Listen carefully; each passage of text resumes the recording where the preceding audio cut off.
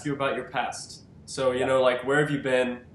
You know, how the past adversities that you had to overcome. Right. Well, let me just explain my background in the first place. I am a television journalist, a radio reporter, an author, a self-development coach. I train people how to handle television interviews and to carry out presentations at conferences, for example. And all that experience has been built up over 30 years working in the media and running my own company for 25 of these years. But we all have influences in our early childhood, and one of the most marked one for me was that when I was 8, I went to a very good school, but I had a very bullying teacher. And on day 1, he told me that I would be a failure like my brother. We get to meet. This is the first conversation we've ever had. And you're very impressionable at that age, and the impression it made on me was I had to work harder and harder and harder to prove myself to him. But if you like, as my work rate went up, my self-confidence went down. Yeah. And without really knowing what was happening, on reflecting on that 20 years later, I realized that that had a profound influence on me. It had knocked my self-confidence, knocked me out of my stride, and it's as if I had to prove to the world all the time that I could do things. It gave me a very driven personality, and that's one sign, if you like, of insecurity. On the other hand, people can go right into the shell. They can start to believe that they're worthless, that they have no place on earth, that they're unable to achieve things. That can also come from your confidence being knocked, or your confidence even just failing to develop. A lot of it depends on our parents, our friends, our neighbours, our grandparents, our teachers, all the influences of early life. So, Bill, where do our beliefs come from? Well, most of our self-belief comes from other people believing in us, first of all.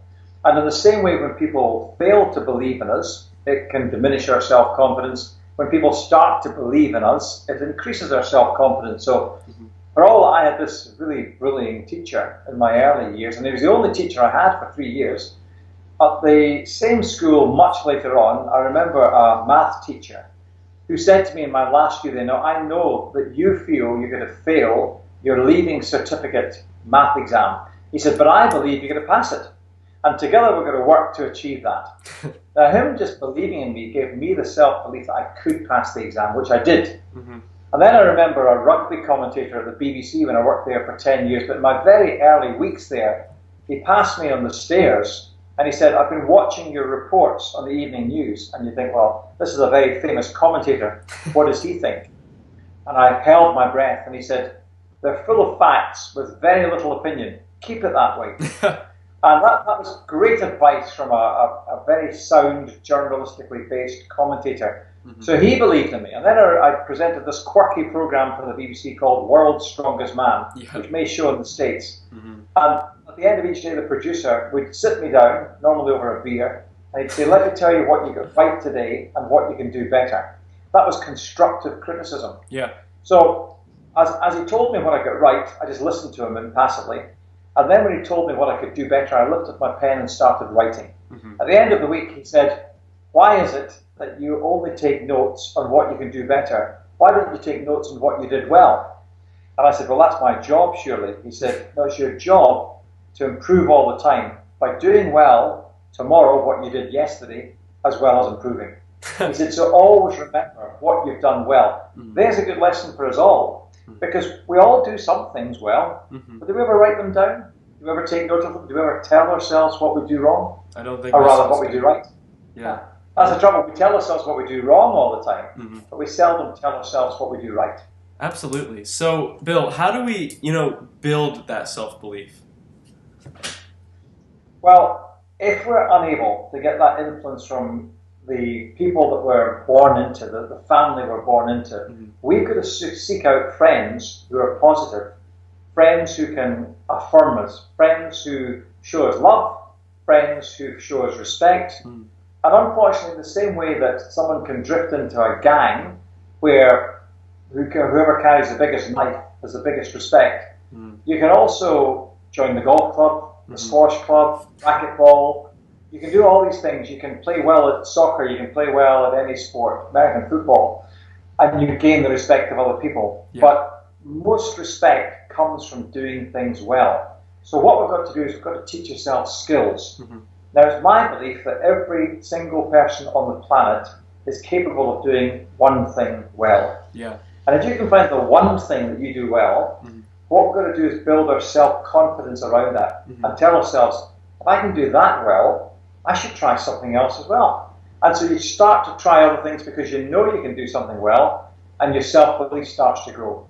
Yeah, absolutely. So what makes us actually believe that we can, succeed or fail?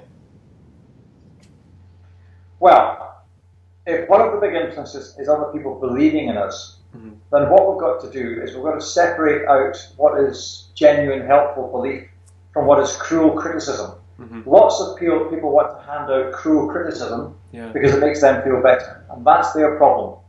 As I'm apt to say to some people, what everybody else thinks of us is none of our business. Yeah. That's an opinion they hold upon themselves. But it's difficult because we're human beings and we hurt. It's as if we bleed when somebody criticizes us. But I interviewed the author, Dr. Stephen Covey, who wrote 7 Habits of Highly Effective People. And what he said was self-belief comes from other people believing in us first. Yeah. So we've got to find the people who are going to believe in us. We've got to gather them around us. And our circle of influence is very important. We're often the product of the 5 people that we spend most time with in our lives. So what we've got to do is gather 5 positive people around us as our closest friends. And that becomes like a tortoise shell that protects us from the world. Yeah, absolutely. It's very important to take people's opinions aboard, but ask yourself, are they giving that opinion to help you or to make them feel better? Yeah, absolutely. So, if we build our self-belief, by surrounding ourselves with lots of really good, influential people, isn't there a chance that we can kind of become arrogant and then we begin to, put others down as well? Well, the whole issue of arrogance is fascinating because we make a huge mistake in understanding what arrogance is. But let me define it. Okay. Arrogance is an overblown belief in ourselves. So let's say there's our self-belief and there's our ability. When our self-belief is much higher than our ability, we have an overblown opinion of ourselves. Yeah. But if our ability matches our self-belief, that's confidence. Now, let me describe an arrogant person and a confident person. An arrogant person will listen to you. They'll say, that's nothing. You should hear what I was doing last week.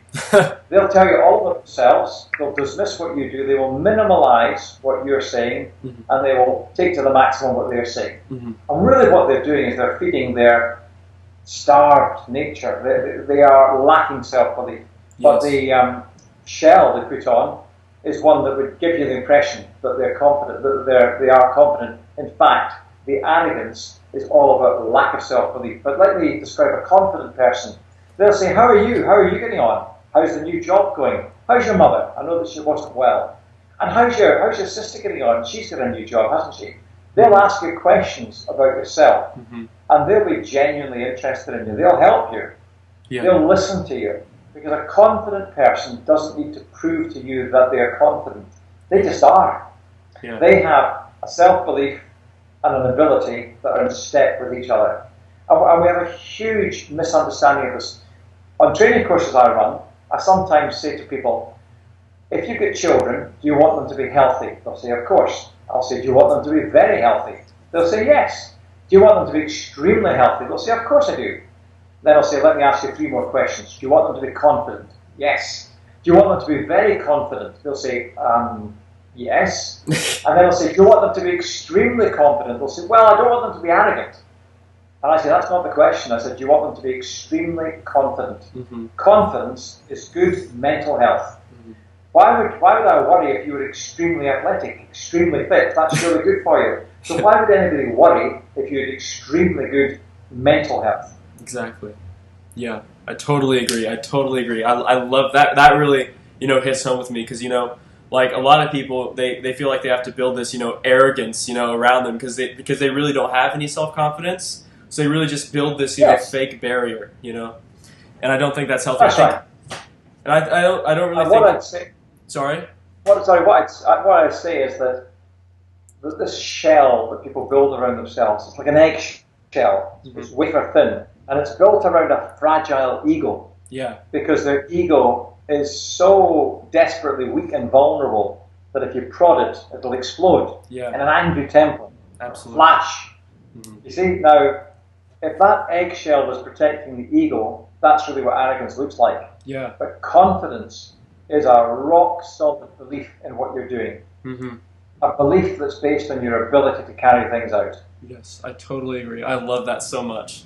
So, what would your advice be to people who know that they're always going to fail, so they don't even bother trying? The trouble is that they think that they know that they're always going to fail. Who says? Well, the voice inside their head says. Why I call it the psychoparrot. The psychotic parrot that has been listening all their life, gathering criticism, and starts squawking it back at them. And it says, David, don't even try. You're going to fail. Mm-hmm. Or, Mary, give up on it. You don't want to be humiliated. Mm-hmm. So what it does is it talks to you and it talks you out of doing things. Mm-hmm. So they are convinced that they will fail, or even if they attempt it and it fails, they will be worse off than they were.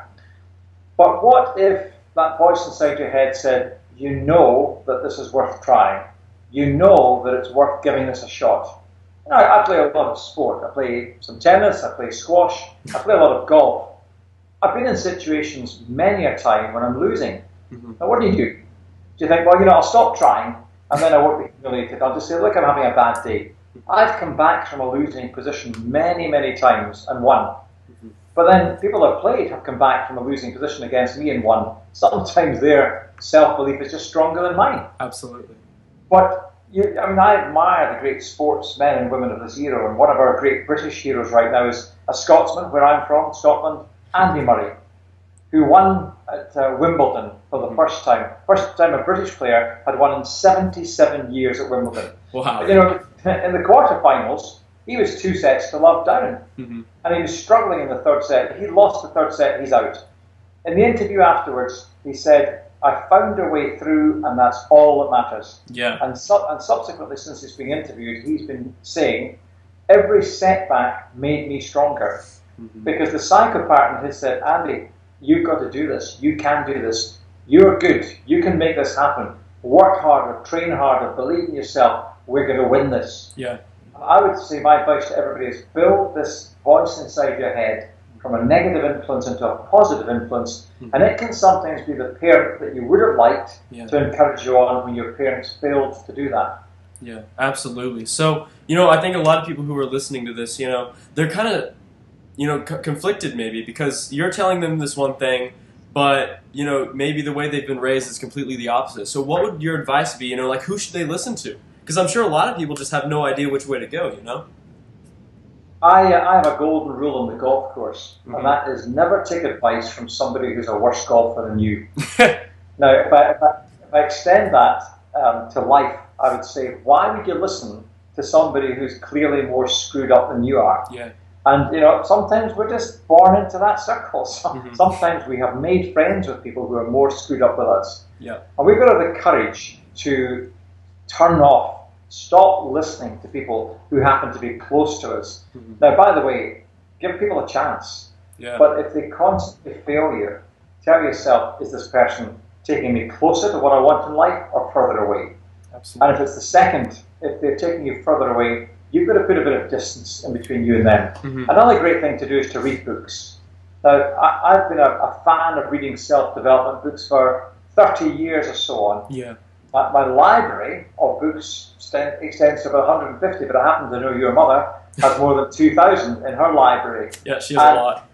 And that's because she felt she needed to improve her life, improve her thinking, get rid of stinking thinking, and get a fresh way of seeing things. Now, what better than to read from people who've had richer, deeper experiences from you, mm-hmm. and for the sake of a few dollars, you can buy that book, you can get it from the library. Yeah. Free sometimes, and you can learn from what they've learned from. So I've written a couple of books. One's called Drop the Pink Elephant, mm-hmm. and that's all about good communication skills. There it is there. Right here. And that's in 8 or 9 different languages. So clearly in Singapore and Thailand and China and Japan, they like it there, as they do in the UK, the US, Portugal, and so on. Absolutely. And that book is simple things I've learned about how to communicate more positively, more clearly, to have more impact. The second book I've written, and I co-wrote it with a psychiatrist friend, is that one there, Are You Good Enough? Because this is the question the psychopath raises all the time. Are you really good enough? Are you really good enough to win this match? Are you good enough to make that speech? Are you good enough to stand up to that bully? And we've got to get to a stage where we are good enough to do that. Absolutely. And so that book explores self-confidence. It explores self-esteem. And many of the things I'm discussing just now come from that book. Absolutely, absolutely. You know, I really think that the key things that you talked about in this interview have really, you know, the ability to really impact somebody on a very, you know, deep level. And I really thank you for taking your time to explain these wonderful concepts so that teenagers can really, you know, utilize them to become all that they're meant to be. Well, my message to everybody is, how far are you willing to go to change? Yeah. Because change can be difficult. You know, even though we are unhappy, we can hang on to something like a comfort blanket, like a duvet we pull over our head, because in some ways it makes us feel secure. Mm-hmm. But the reality is we're insecure. But what we've got to do is we've got to find that way of getting what we want in a way that is helpful to other people, that fits in with society, that allows others to thrive alongside us. It's win-win. You win, I win. We can do it together. Life's competitive. You know, sometimes you win, sometimes you lose. But winning with integrity, winning playing by the rules, winning without standing on other people to get where you want, is a great thing for building self-belief. I've just come off the squash court tonight. I lost 3-0. and then we played a second match, which I won 2-1. Now, what are you going to do after you lose 3-0? Burst out crying? No. Are you going to try again when you're even tireder than you were half an hour earlier? You know, you can pull it back, you can improve, but do you want to? Is it important? And I would just say confidence is dynamic. Yeah. It goes up and down like a roller coaster. You're driving along the freeway and suddenly somebody shunts into you. You lose confidence. You're walking, crossing the street, suddenly a car almost knocks you down. For the next 10 seconds, you're very, very careful. You're looking all around you. You wonder if you've even got the confidence to cross the street. Somebody says something nasty to you. You lose confidence. Yeah. But you know, confidence is also dynamic. Yeah. And we've got to find a way of building it back up again by reading the right books, by surrounding ourselves with the right people, and by getting this, the voice inside your head, to turn from an inner critic into an inner coach. Yeah, absolutely. I totally agree. I think that's like really, really good advice for, you know, just anybody. I mean, you don't have to be a teenager. You could be, you know, 65 years old, and this is still wonderful advice that anybody can implement and really, you know, rise above. So I really, really want to thank you for, you know, sitting down with us, and we will definitely have more videos on you in the future. So, you know, people can just continue to get this wonderful knowledge from you. It's a pleasure. Nice to speak to you. Nice to speak to you as well.